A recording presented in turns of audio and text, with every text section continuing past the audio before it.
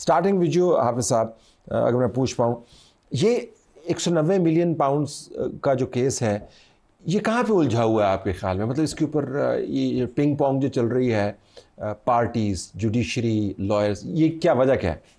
बिस्मिल्लाहिर्रहमानिर्रहीम। 190 million pounds का जो केस है ये एक एडमिटेड पोजीशन है, जिसके अंदर ये है कि एक कैबिनेट फैसला करती है और कैबिनेट जो फैसला करती है वो एक जो एनसीए का सीक्रेट एग्रीमेंट है बिटवीन द फेडरल गवर्नमेंट और उन बरतानिया की जो नेशनल क्राइम एजेंसी है उसकी वो जिसने मनी लॉन्ड्रिंग के पैसे पकड़े और पाकिस्तानियों को उन्होंने वापस कर दिया। अच्छा, अब उसके अंदर ये है कि जो असल सवाल ये है वो ये है कि अगर आपने एनसीए ने एक एक्शन किया है तो वो पैसे पाकिस्तान के अकाउंट्स के अंदर आने चाहिए थे, यानी कि वो फेडरल गवर्नमेंट के अकाउंट्स के अंदर आने चाहिए थे।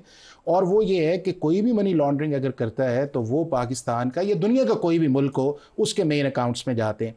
अब यहाँ के ऊपर जो मामला आया कि वो अकाउंट्स उस जो पैसे थे वो जो जिसमें कुछ प्रॉपर्टीज़ भी थी, उसके बाद मुख्तलिफ 8-9 अकाउंट से उनके पैसे जो थे वो बजाय पाकिस्तान के अकाउंट्स के अंदर आते, यानी कि स्टेट के अकाउंट्स के अंदर आते, वो पैसे जो हैं वो चले गए। आपकी सुप्रीम कोर्ट ने एक जो अकाउंट खोला था और वहाँ के ऊपर जो बैरियर टाउन की एक प्राइवेट लायबिलिटी थी, जो एक सेपरेट केस था, जो एक सेपरेट केस था, तो अभी पैसे वो कहाँ पे पड़े? अब वो ये है कि सुप्रीम कोर्ट के पहले अकाउंट्स के अंदर आए।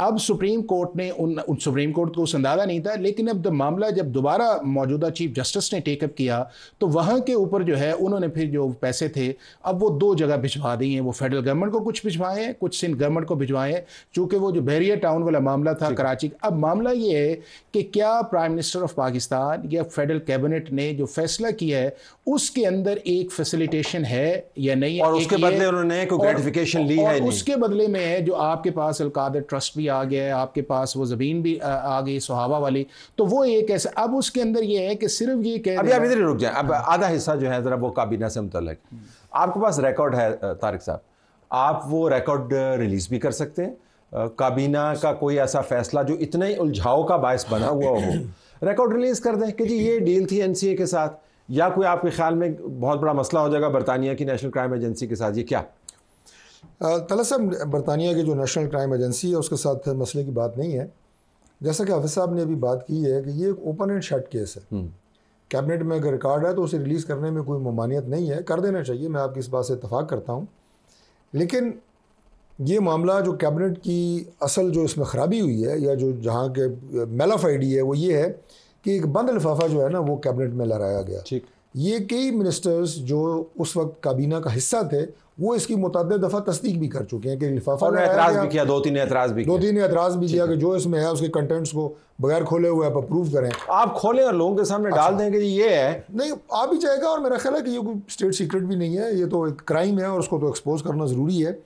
अब उसके बाद जो वो पैसा एक मलिक रियाज के जो उस अकाउंट में जो उन्होंने जुर्माने की मद में सुप्रीम किसी और केस में जुर्माना था, एडजस्ट कर लिया, किसी और केस में था, उसमें एडजस्टमेंट जो कि इनकी जमात गवर्नमेंट का पैसा था। और अब साहब ये बात कि सिंध गवर्नमेंट को दिया गया, मेरी समझ में ये भी बालातर है कि सिंध गवर्नमेंट का तो उसमें कोई न क्लेम है न वो जा सकता है, क्योंकि ये एक जुर्माना हुआ है पाकिस्तान से गैर कानूनी तरीके से इल गॉटन मनी लॉन्ड्रिंग का पैसा अगर पकड़ा जाए तो फेडरल गवर्नमेंट के अकाउंट में आता है, तो वो वापस ही जाना चाहिए था। लेकिन केस ये नहीं है कि किसके पास गया, केस ये है कि ये जो एक्ट है काबीना का और उसके बदले में जो ग्रेटिफिकेशन है वो इलीगल है, जहाँ पर मामला फंसा हुआ है। आपकी जमात ट्रांसपेरेंसी भी बड़ी यकीन करती है। इनफैक्ट आपकी जमात का जो मुद्दा है इनकी जमात के ख़िलाफ़ वो यही है कि ये करप्शन करते हैं और ये चोर हैं, डाकू हैं। लेकिन ये 190 मिलियन पाउंड की रकम को देखें, बज़ाहिर वो इतनी बड़ी रकम नहीं लगती बज़ाहिर, लेकिन उसके साथ जो स्टिग्मा है वो बहुत बड़ा है आपकी जमात के ऊपर कि जी प्राइम मिनिस्टर जो है वो एक सीक्रेट डॉक्यूमेंट के ज़रिए मामलात को तय कर रहे हैं एक ऐसे शख्स के साथ जो फिर उनको ज़मीन भी एलोकेट कर रहे हैं। हाँ, बिस्मिल्लाहिर्रहमानिर्रहीम, बड़ी मेहरबानी, शुक्रिया जी। एक तो ये है कि मौजूदा हुकूमत इस पर सियासत करती है और उसका मेरा ख्याल है कि इसका नियत भी नहीं है, क्योंकि सबको पता है कि ये पैसे जो गए थे तो वो मियाँ साहब का जो फ्लैट था वो ख़रीदना चाहता था, तो मेरा ख्याल है ये नहीं चाहते कि इस पर बात बने। अच्छा, ये मलिक रियाज यहाँ से निकाले मियाँ साहब के फ्लैट के लिए जो पैसे गए थे तो उसको जो उन्होंने ख़रीदा, जो मियाँ साहब का जो मौजूदा फ्लैट है ये मलिक रियाज साहब ख़रीदना चाहते थे, उसी वजह से पैसे गए जहाँ पर। मियाँ साहब का फ्लैट तो नहीं था, वो किसकी बात कर रहे हैं? अच्छा, नोट कर ले बाद में। तो इसलिए तो ये लोग तो इस पर सियासत करते हैं, मकसद तो इसका नहीं। और ये बात मानने को मैं तो तैयार नहीं हूँ कि कैबिनेट में इस तरह की होती है कि आप बन लिफाफा करें और फिर डॉक्टर शीरी मज़ारी रिकॉर्ड पे उन्होंने कहा कि हमारे सामने बात हुई। ये बातें जब उस टाइम हो जाती है जब वो लोग जो पार्टी छोड़ के गए, तो ये तो नहीं हो सकता कि उसकी है ये। अगर ये मैं नहीं कहता कि सी हुआ ये गलत हुआ, लेकिन अगर ट्रस्ट की बात आपने की तो ट्रस्ट तो वो तो उसका ट्रस्टी है या उसकी बेगम है या उसके, तो उसकी ज़ाती न तो वो अकाउंट के उसके ज़ाती फंड में न उसकी ज़ाती उसको कोई फ़ायदा हुआ है। ये लेकिन फराज नहीं होगा कि ऐसे इतनी ज़मीन जो है वो बुशरा के नाम कर दे। बुशरा के नाम नहीं कि ट्रस्ट के नाम पे किया, बुशरा के नाम। आपको पता है ना कि ट्रस्ट के पीछे कौन है? ट्रस्ट के पीछे अगर ट्रस्ट से उसकी ज़ाती कोई फ़ायदा हो, सो तनख्वाह मिले उसको, ज़मीन आ रही है उनके पास। ज़मीन तो ट्रस्ट की होती, काफ़ी ट्रस्ट है जो लोगों के नाम पे होते हैं, लेकिन उसकी सो ज़ाती ट्रस्ट की तो ना बेच सकता था ना वो कर सकता था। दूसरी बात ये है कि हो सकता है उसी टाइम जो पार्टी की थी, खान साहब की समझ ये थी कि पार्टी ने अगर उस तरह वो एग्री, मलिक रियाज भी इस पर एग्री था, हुकूमत भी एग्री थी। मकसद इसका ये था कि मुल्क को पैसों की ज़रूरत थी, डॉलर की ज़रूरत थी, और वो यही समझ रहे थे कि अगर हम लिटिगेशन में जाएंगे तो हो सकता है ये पैसे आए हुए या सुप्रीम कोर्ट के अकाउंट में हो या हुकूमत के अकाउंट में, ना खान साहब के अकाउंट में आए हैं ना खान साहब ने उसके ज़ाती कोई फ़ायदा लिया है।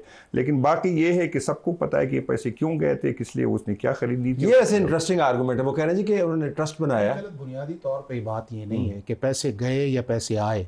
बुनियादी तौर पे बात यह है कि ये जो पैसा गया था ये मनी लॉन्ड्रिंग का था। ठीक। उसको बरतानिया की नेशनल क्राइम एजेंसी ने उसे पकड़ा, उसे फ्रीज़ किया। फ्रीज़ करने के बाद गवर्नमेंट ऑफ पाकिस्तान की एंट्री आई, उसके अंदर एक नेगोशिएशंस आई जिसमें शहजाद अकबर बैठा, शहजाद अकबर था, और उसके अंदर ये तय हुआ ये, चूँकि दुनिया भर के अंदर बरतानिया के अंदर अगर आप मनी लॉन्ड्रिंग करते हैं तो आपका पैसा अगर मनी लॉन्ड्रिंग हुआ है तो वो स्टेट के अकाउंट के अंदर आता है। ये एक सेटल लॉ है। वहाँ के ऊपर जो मिसरिप्रेजेंटेशन की गई कि एक प्राइवेट लाइबिलिटी का जो अकाउंट है जिसको स्टेट बैंक के अंदर ऑपरेट किया था, सुप्रीम कोर्ट ऑफ पाकिस्तान ने जो लियारी वाली ज़मीन थी जिसको तकरीबन 460 बिलियन का था, उसके अंदर 60 बिलियन की एडजस्टमेंट आई। अगर वो पैसा जो है पाकिस्तान के अंदर अकाउंट 1 के अंदर आ जाता जो स्टेट का अकाउंट है तो इशू ही नहीं था। इनका मानना ये है कि पैसा आया तो वापस ना पाकिस्तान में सुप्रीम कोर्ट के अकाउंट में रहा। नहीं, वो तो ये है कि जब बाद में ओपन आई, अगर वो पैसा जो है अगर इसी तरह रहता तो वो तो उस लाइबिलिटी से आपने उसको माइनस कर देना था। इसका मतलब ये था कि फिर बैरियर टाउन की लाइबिलिटी जी थी वो 400 बिलियन रह जानी थी। 60 लेकिन सुप्रीम कोर्ट को तय करना चाहिए। अच्छा, नहीं, सुप्रीम कोर्ट को तो पता ही नहीं था। सुप्रीम कोर्ट को जब पैसे आए हैं पता ही नहीं। सुप्रीम कोर्ट को तो बाद में पता चला जब मीडिया के अंदर आई, ये सारी चीज़ें आई। और उमर अता बंदयाल साहब जो हमारे चीफ जस्टिस है, उनके दौर के अंदर इसे टेकअप किया जाना चाहिए था। अब ये है कि जब नहीं आया तो अब जब उसके अंदर उसकी इंप्लीमेंटेशन वाली प्रोसीडिंग आई तो चीफ जस्टिस ने कहा वो पैसे किधर हैं। अब जब वो पैसे आए तो जब वो गए हैं, मतलब ये है कि अगर कैबिनेट ने ये काम किया है तो उसके अंदर एक फैसिलिटेशन है। अगर कैबिनेट ने वो काम किया है तो उसके अंदर लॉ की वायलेशन है, उसके अंदर मिसयूज ऑफ अथॉरिटी है, उसके अंदर जो आपने अपनी एक्सरसाइज ऑफ पावर किया उसे एक्सीड किया है। और वही एक चीज़ का है कि जो आपका नैब लॉ के अंदर सेक्शन 9 है, रॉन्गफुल गेन या रॉन्गफुल लॉस है, पैसा आना, पैसा अगले अकाउंट में जाना। ये नैब ने एक मतलब केस बंद भी तो किया था बीच में, वो जब उन्होंने फर्स्ट इंक्वायरी किया था और मेरा ख्याल है उसी दौर के अंदर जब ये मामला चला था। इसीलिए आज इस्लामाबाद हाई कोर्ट के अंदर भी जब मामला गया है इस चीज़ के अंदर, बुनियादी तौर पे ये है कि अगर नैब ने वो मामला क्लोज किया था तो क्या वो मामला लॉ के मुताबिक क्लोज था। असल इशू ये है। और दूसरा ये है कि क्या पाकिस्तान की कैबिनेट के पास ये इख्तियार इस चीज़ का है या प्राइम मिनिस्टर के पास है कि एक ऐसा पैसा जो मनी लॉन्ड्रिंग का स्टेट अकाउंट के अंदर आना चाहिए उसको आप प्राइवेट लाइबिलिटी के अंदर एडजस्ट करें और फिर आप उसको सीक्रेट के अंदर रखें। और जब सीक्रेट आपके अंदर रखें और जब वो चीज सामने आए तो आप ये कहें कि और उसका अगर तो या आपके सामने जो जेलम वाली जमीन है या वो ना होती तो फिर एक इनोसेंट। अच्छा, उसमें इनका आर्गुमेंट ये कि ट्रस्ट के पास है। लेकिन डॉक्टर साहब आप वाकईतन आपके लिए अच्छा है अगर ये लिंगर करता रहे, क्योंकि आपके पास भी 190 मिलियन पाउंड का एक दुर्रा है, आप इनको रसीद करते रहते हैं और आपके लिए अच्छा है ये लिंगर करता रहे। वरना अगर ये क्लोज हो गया तो फिर तो आपके हाथ से दुर्रा निकल जाएगा। देखिए, क्लोज तो इसने होना है और अपने मंतकी अंजाम पे इसने पहुंचना है। और जैसे कि मैंने पहले कहा कि ये बिल्कुल एक क्रिस्टल क्लियर, जैसे कहते हैं ना, ओपन एंड शट केस है। इसमें कोई अच्छा क्रिस्टल क्लियर है। उसके ऊपर लोअर कोर्ट की प्रोसीडिंग्स को जो है वो हाई कोर्ट बंद कर देती है, लिंगर ऑन कर रहा है, आपके पास रिकॉर्ड है, आप रिलीज नहीं कर रहे। वो कहते हैं जी हमने कौन सा इसमें से फायदा लिया। ये केड़ा क्रिस्टल क्लियर है जी? आप मुझे ये बताएं कि फ़ायदा दो जगहों के ऊपर हुआ है। एक तो जिन्होंने इस केस को नेगोशिएट किया और ये पैसा जो कि सरकारी पैसा था इसको एक जुर्माने की मद में अदायगी कर दी गई ना, इसको इस तरह कहें, डोंट से कि जी सुप्रीम कोर्ट के अकाउंट में चला गया, ऐसा नहीं है। सुप्रीम कोर्ट के अकाउंट में गया, लेकिन जुर्माने एक शख्स पे जो जुर्माना आयद किया गया था सुप्रीम कोर्ट की तरफ से, वो जुर्माने की रकम के तौर पे उस शख्स को दी गई और उसने सुप्रीम कोर्ट जमा करा दी, तो वो उसकी एडजस्टमेंट है ना। अगर ये उसको ना दी जाती तो वो अपने पैसे जो 400 या कितना अरब उस पर जुर्माना 460 वो 460 अरब रुपए अलग जमा कराता, अपने रिसोर्सेज से कराता, और उसके बाद ये पैसा गवर्नमेंट को मिलता। तो ये अलग अलग केस होते हैं। ये पैसा वो जुर्माने की शक्ल में अदा कर ही नहीं सकता। और दूसरा इमरान खान का क्या फ़ायदा हुआ इसके अंदर? वो दो फायदे हुए ना जी। एक तो वो यूनिवर्सिटी वाली ज़मीन मिल गई। अब ट्रस्ट दो है बंदे, एक इमरान खान साहब खुद हैं, एक उनकी जो है वो एलिया मोहतरमा है बुशरा बेगम, ये दो बंदे हैं उस ट्रस्ट के ओनर। तो सारे ही उनकी ज़ाती मिल्कियत है, नाम ट्रस्ट का रख देने से। फरह शहजादी भी है जी, फरह शहजादी, ये जी वो जो इंतहाई का मुतनाज़ा शख्सियत सामने आई, वो जो। लेकिन इससे क्या साबित होता है? मतलब कि यूनिवर्सिटी का अगर बनाया उन्होंने और ट्रस्ट बनाया हुआ है, तो आपके लिए it's a hard sell frankly लोगों को बताने के लिए। वो कह रहे हैं यूनिवर्सिटी बनाई। हार्ड सेल हो या सॉफ्ट सेल हो, बात ये है कि जो फैक्ट है वो फैक्ट है कि एक वो फ़ायदा लिया गया। दूसरा, जिन लोगों ने गो कि मैं ज़ाहिर है उसका ना तो मैं विटनेस हूँ ना मेरे पास उसका कोई एविडेंस है, ठीक है, लेकिन ये जो एडजस्टमेंट और बारगेन करने वाले लोग थे, जिनमें से एक नाम आपने शहजाद अकबर का लिया, उन्होंने ये कोई फीस भी लेला तो नहीं काम किया। इमरान खान को सिर्फ वो खुद और उनकी बेगम और फराह गोगी मिली थी ट्रस्ट। आप जरा इसका जवाब नहीं, लेकिन ये मैं कहता हूँ कि अगर यूनिवर्सिटी से इन तीनों को ज़ाती कोई फ़ायदा हो तो फिर तो ठीक है। उससे अगर ये ट्रस्ट है और उस पर आप वहाँ के लोगों से पूछे, अगर उसको वो पे करते हैं और वो खान्स के अकाउंट में आता है या फराह गोगी की XYZ जिसके हो, तो फिर तो ठीक है। लेकिन अगर उसमें नहीं आता, एक खैराती इदारा है, उसके नाम 4 हो या 5 हो या क्या हो, असल में मसला ये नहीं, मसला ये है कि जिस तरह इनकी बाकी 200 केसें बनाई उनके हाथ कुछ नहीं आया। तो ये उसी टाइम जब उसको बाकी केसों में अदालत ने जमानत दी तो उसके पास कुछ है तो ना। और दूसरी ये है कि मलक रियाज को ये कोशिश कर रहे हैं कि वादा माफ गवाह बना ले, वादा माफ गवाह बनाने के लिए तैयार नहीं है। तो इसके पास मलक रियाज बड़ा बासूल आदमी है, वादा माफ गवाह नहीं है या नहीं है, लेकिन वो नहीं बन रहा इस टाइम, इसके हाथ नहीं आ रहा, इस टाइम नहीं बन रहा। तो उसके साथ मेरा नहीं वैसे कभी ख्याल था कि जुनैद अकबर खान जो है मलक रियाज को नहीं, मलक रियाज को मैं नहीं कह रहा था, मैं ऐसा नहीं, मैं उसका नहीं हूँ, लेकिन मैं कह रहा हूँ कि इस टाइम जो उसके साथ ये हो रहा है या मादावाब गवाह नहीं बन रहा। गलत इस केस के अंदर ये है कि ट्रस्ट जो है, जब वहाँ पे इन्वेस्टिगेशन चल रही थी, ट्रस्ट उस वक्त इस्टेब्लिश हुआ, फिर उसके ट्रस्टीज़ जो हैं वो चेंज किए गए, उसके बाद ये ट्रांजैक्शन आई। उस ट्रांजैक्शन के अंदर 2019 के अंदर कैबिनेट का एक फ़ैसला आया, दिसंबर 3 है, उसके बाद ये ज़मीन जो है वो इंतकाल की गई। यानी इसमें सीक्वेंस जो है ना बड़ा वो असल कि वो एक ऐसी। और दूसरा ये है कि जो है कि जब इस मुल्क के अंदर आप ट्रांसपेरेंसी पे बात करें तो इशू यहाँ पे प्रोसेस का है, और इशू ये है कि क्या फेडरल कैबिनेट ने जो वो फैसला किया था वो पाकिस्तान के आइन कानून या बरतानिया के आइन और कानून के मुताबिक है या नहीं है।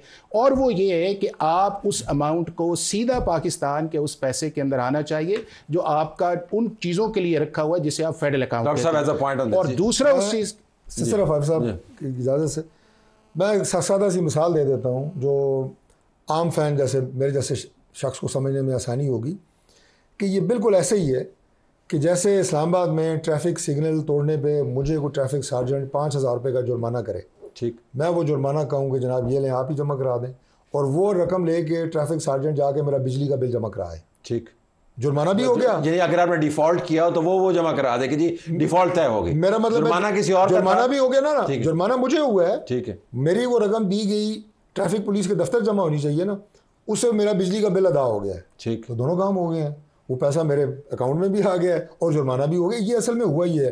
दूसरी एक और बात, सिर्फ एक जुमला कहूँगा, तफसील आप नहीं पूछेंगे इस पर, कि अभी जो मेरे भाई ने कहा कि मलक रियाज इनके हाथ नहीं आ रहा और ये वो सारा, वो मामलात काफ़ी नेड़े लग गए हैं, मामलात काफ़ी नेड़े लग गए हैं। अब वो ये नेड़े जो है ना वो कभी नेड़े आता वो हमें नज़र नहीं आता, आ रहा है मुसलसल हम नेड़े नेड़े सुन रहे हैं। लेकिन वापस आते हैं इसके ऊपर, मलिक रियाज के साथ जो लिंकेज है ना जी, वो इतना सादा नहीं है कि उसने अल्लाह वास्ते ये ज़मीनें दे दी हों। हमें पता है कि उनका रिकॉर्ड क्या है, शहजाद अकबर का रिकॉर्ड हमारे सामने है, फराह गोगी जिसने इन्होंने मुतनाज़ा किरदार का वाक़अतन जेन्युइनली बहुत उसके बारे में मामलात जो हैं वो सादा नहीं है। तो पार्टी के अंदर इसके ऊपर कोई कभी कोई डिबेट नहीं होती कि जी हमें कोई थोड़ी सी ट्रांसपेरेंसी, कोई असूल पसंदी और कोई हमें अंदरूनी ऑडिट, इस तरह का कुछ बहस होती नहीं? नहीं, असल में मैं ना मलक रियाज की सफाई कर रहा हूँ, ना मैं उसके किरदार से खुद मुतमईन हूँ कि मैं उसकी यहाँ सफाई दूँ। लेकिन इससे पहले भी मलक रियाज ने हैदराबाद में ज़मीन दी यूनिवर्सिटी के लिए, तो ये तो नहीं कि अगर एक बंदा एक अच्छा काम करे, 10 बुरे काम करे तो एक ऐसे वक्त में करे जब उसको जैसे ये अच्छे काम का फायदा भी हो रहा है, अच्छे काम का वो न करे। मैं इस टाइम उसकी ये अच्छी काम की बात कर रहा हूँ, ये नहीं कह रहा हूँ कि उसका किरदार कोई मिसाली है या उसकी उस पर मैं बात नहीं करता। मैं इस टाइम ये कहता हूँ कि वो अगर उसने ट्रस्ट बनाई तो खान का जाती उसमें क्या फ़ायदा, या बुशरा बीबी का जाती उसमें क्या कहता, वहाँ पे तो वही स्टूडेंट स्कॉलरशिप पे पढ़ते वही लोग आते हैं, तो उसका जाती उसमें क्या। अब वहाँ पे कौन कितना पढ़ता है उस पर अगर आप आदादा शुमार पे जाएंगे तो प्रोग्राम में बड़ा लंबा हो जाएगा, वो हमने देखा है वहाँ पे कितने लोग पढ़ रहे थे। लेकिन चले आपकी बात on face value, how to resolve it? अब तो हाई कोर्ट ने इसको रोक दिया फैसला देने से, इसके ऊपर ज़रा है ना। नहीं तलत, एक तो ये है कि ये जो सारा हाई कोर्ट के अंदर मामला तो अब आया है, लेकिन उससे पहले जो नैब का रेफरेंस आया है उसके अंदर जो फॉर्मर जितने भी मिनिस्टर्स थे उन्होंने जाके एविडेंस दी। उसके अंदर आपके डिफेंस मिनिस्टर भी जो रहे हैं उन्होंने भी जाके अभी कोर्ट के अंदर स्टेटमेंट दी। अब ये है कि पाकिस्तान के अंदर अनफॉर्चुनेटली अब हो ये रहा है कि हमारी जो कोर्ट्स हैं उसके अंदर भी वो अपनी अथॉरिटी को एक्सीड करती हैं।